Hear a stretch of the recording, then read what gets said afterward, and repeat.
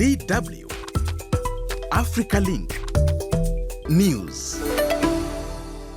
The Sudanese Army has announced that it has taken control of Tambol in Gezira a day after recapturing the central state's capital, Wat Madani, from the paramilitary Rapid Support Forces, the RSF. The recapturing of much of Gezira is seen as the army's biggest gain since the civil war began in April 2023.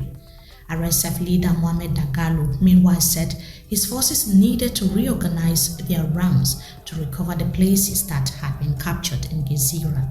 He also vowed to continue fighting until victory, even if it took another 20 years. Meanwhile, in the capital Khartoum, Sudan's armed forces were reported to have made further advances, capturing a strategic residential complex from RSF, which the paramilitary group reportedly had been using to deploy snipers and launch attacks. Tropical Cyclone Dikeledi has hit various parts of Southeast Africa, killing at least 3 people in Madagascar. The French Indian Ocean territory of Mayotte had already been experiencing heavy rains and flooding before the weather event grew into a full cyclone. Cyclone Dikeledi is now making way to Mozambique, where it is expected to make landfall later today. And in Mozambique, storm clouds are also brewing over the capital Maputo as the country is about to swear in its new parliament. This follows months of deadly unrest over the election results in October, with the opposition party claiming it was rigged. Further protests are expected on Inauguration Day and in the months to come. Some experts fear that the situation could escalate into a civil war. DW spoke to legal expert and researcher Carmelisa Rosario about the current situation.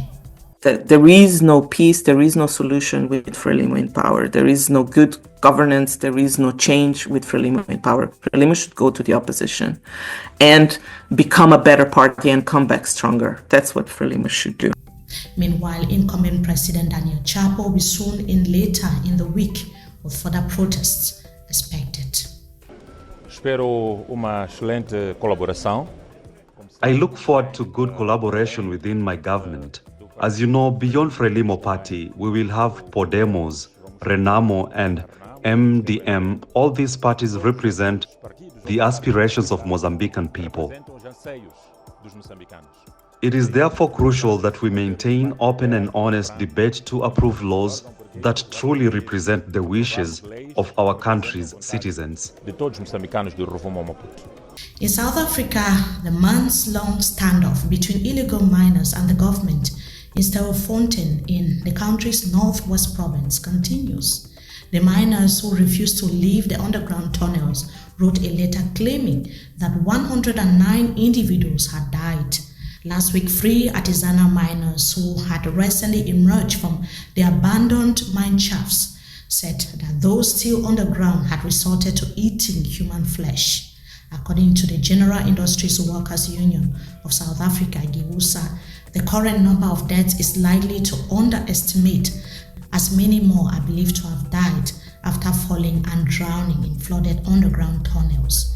That's all for today. For more news, please go to our website dw.com or download our mobile app. And don't forget to like, subscribe, and come back for more.